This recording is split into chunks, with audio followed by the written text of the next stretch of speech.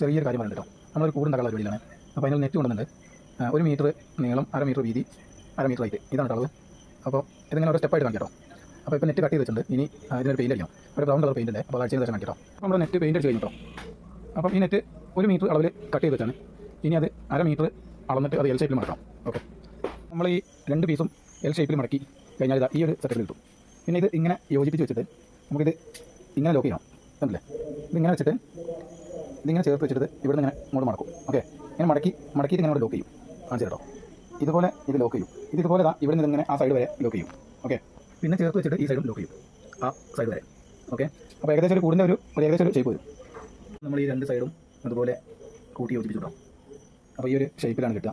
ഇനിയിപ്പോൾ ബാക്കിയുള്ളത് ഈ ഓപ്പണായി കിടക്കുന്ന ഈ ഒരു ഭാഗവും പിന്നെ ഈ അടിഭാഗവും. അപ്പോൾ നെറ്റ് അവിടെ ഉണ്ട്, അത് കട്ട് ചെയ്തെടുത്തിട്ട് ആ ഭാഗം കൂടെ ഇതുപോലെ യോജിച്ചിടണം. ഓക്കെ, കൂടിൻ്റെ വർക്ക് ഏകദേശം കഴിഞ്ഞിട്ടോ.